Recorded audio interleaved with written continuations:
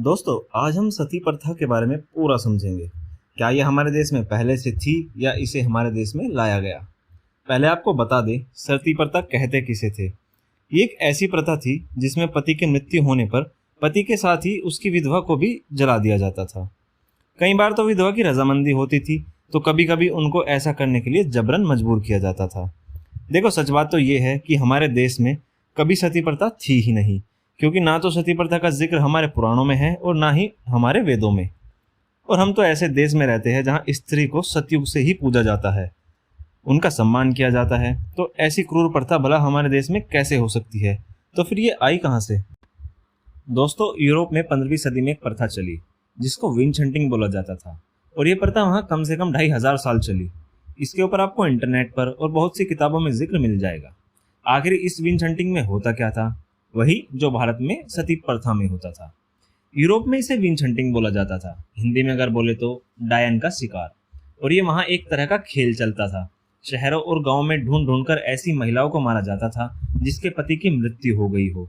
कभी उन्हें जिंदा जला दिया जाता था, कभी उन्हें जिंदा दफनाया जाता था, तो कभी घसीट कर मार दिया जाता था।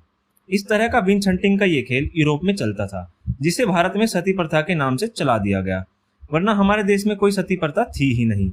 हालांकि जब कभी हमारे देश में किसी सैनिक या राजा की मृत्यु हो जाती थी, तो हमारे देश की स्त्रियां आत्मदाह कर लेती थी, वो भी अपनी इच्छा से, या कभी कभी क्रूर मुगलों से बचने के लिए।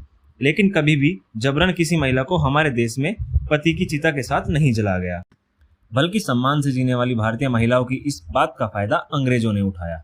जब भारत गुलाम हुआ, तब यहाँ पहला जनरल लॉर्ड विलियम बेंटिक बना, और उसी साल इंग्लैंड में 2700 से ज्यादा महिलाओं को विंच हंटिंग के नाम पर मार दिया गया। उसी साल भारत में भी सती प्रथा का जोर शुरू हुआ, जब इस लॉर्ड विलियम ने भारत में एक महिला को डायन साबित कर मरवा दिया, और इस बात को भारत में इस तरह फैलाया मानो कब से भारत में हर गांव में यह प्रथा चल रही हो। जबकि विंच हंटिंग के नाम पर इंग्लैंड में उसी साल 2700 महिलाओं को मार दिया गया, लेकिन उसका कोई जिक्र ही नहीं। दोस्तों, विंच हंटिंग को ही भारत में सती प्रथा बना दिया गया और सालों तक महिलाओं पर अत्याचार हुआ। वरना आप खुद सोचे, जिसका जिक्र पुराणों में नहीं, वो असल में कैसे आ गया? भारत एक ऐसा महान देश है जहां महिलाओं को देवी मानकर पूजा जाता है। वहां ऐसी क्रूर प्रथा का होना नामुमकिन है।